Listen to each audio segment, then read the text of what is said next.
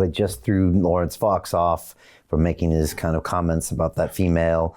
And then they threw off Dan Wooten, and then another guy, Calvin, someone off. Well, there was the first one was Mark Stein, who was thrown off because he got too close to the truth on climate change.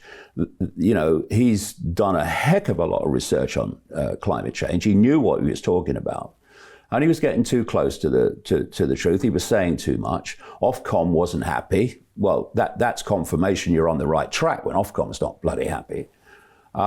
Started by Tony Blair, by the way. That's how bad it is. And they manipulated him out.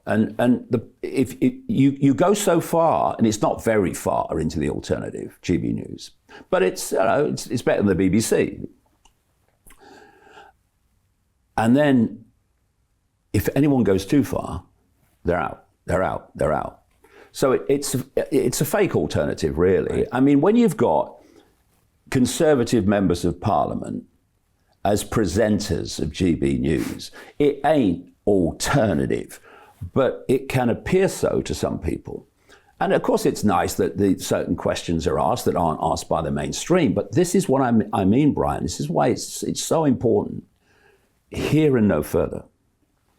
And so what I'm doing in the last two books, The Trap and the Dream, is my question all the time has been, why? And why is this happening? And okay, we can see the Klaus Schwab, Bill Gates level of this, the World Economic Forum and all this stuff. But what's that part of? What is controlling that? And when we get there, what is controlling that?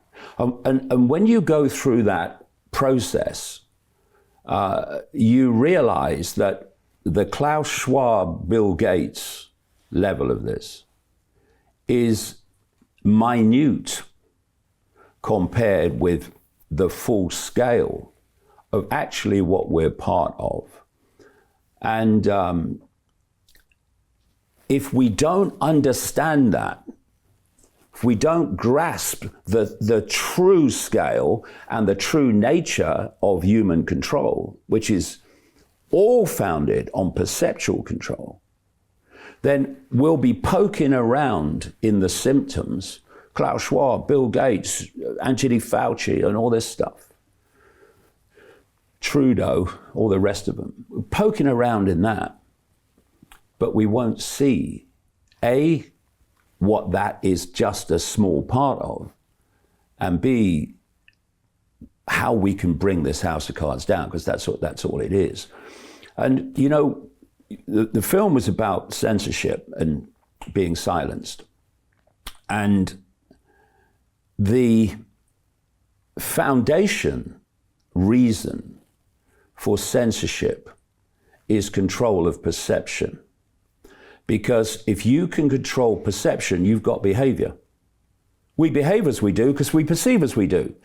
People meekly went under house arrest in the COVID period because they believed what authority told them, that there was a deadly virus and they had to stay at home to protect themselves, protect other people. And then they were lined up having the jab, the fake jab, the so-called vaccine that's not a vaccine under any previous criteria or definition of a vaccine, the synthetic material being put in the body, and there's a reason for that, which is much bigger than most people grasp. But they did that because they thought, because authority told them, their perception was the jab will protect me from the deadly virus. And other people who really didn't want the jab said, well, I've got to have it because I'll lose my job if I don't, right? And so you had the perception of a deadly virus, and what followed was the behavior as a result of that of fantastic numbers of people to do what authority told them. And then you had the few at the start, much more now, who looked at it and thought it's a scam. And I'm not having anything to do with it. I'm not playing the game with a scam. Their perception of COVID was different. So what else was different? Their behavior. You know, I mean, they said, oh, you can't go out for more than an hour a day. I thought, bloody watch me. You can't do this, you can't do it. Watch me. You know, walk down the street and people are going around you. I didn't go around anybody because I wasn't frightened of anybody. But they were frightened of me because they were frightened of everybody. And so they did this big turn around you in the street and you just shake your head. The point being that the behavior of those two very different behavioral groups came from the two very different perceptions of the COVID hoax, the COVID scam, the COVID narrative. And it's the same with every perception. So you go another step back. Behavior comes from perception. Where does perception come from? It comes from information received. So it could be the BBC News, if you're really crazy. It could be a post on Facebook. It could be any source of information. It could be a personal experience. From these information sources, you form your perception. And from perception, you form your behavior. So control of the information from which people form their perception is absolutely crucial to this sequence. And therefore, if you want them to believe a narrative, perceive a narrative, behave on the basis of that narrative, then you don't want other narratives that could give people a different perception of a situation, the world, or self-identity. You don't want that circulating. And that's the foundation of censorship, and that's why it's getting fiercer and fiercer and fiercer, to the point where, as I predicted a long time ago in the books. So Jim Rickards has just recorded a video that's not available to anyone in the public, and he's going to be talking about how this upcoming recession is going to be fast, it's going to be bloody, it's going to be nasty. But at the same time, he's going to show you how you can position yourself to profit from all of this chaos.